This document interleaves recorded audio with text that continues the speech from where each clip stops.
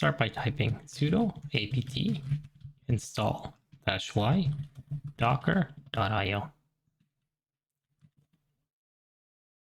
I just hit no on here.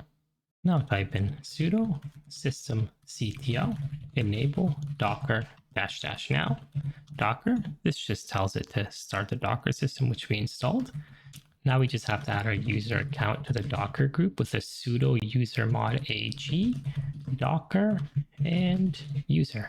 We can hit enter there.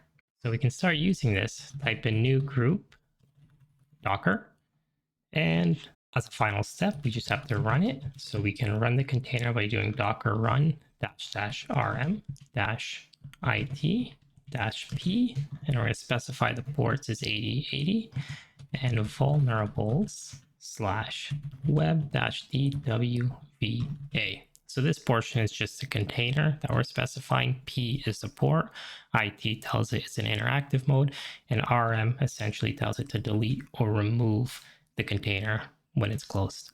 Hit enter, and we will see this extracting and download completing. Let this finish. Once that's completed, we can head out to the web browser here, and we can type in HTTP 127.0.0.1 and hit enter. And we'll be presented with this page. The default will be admin, and the password will be password. And there you are.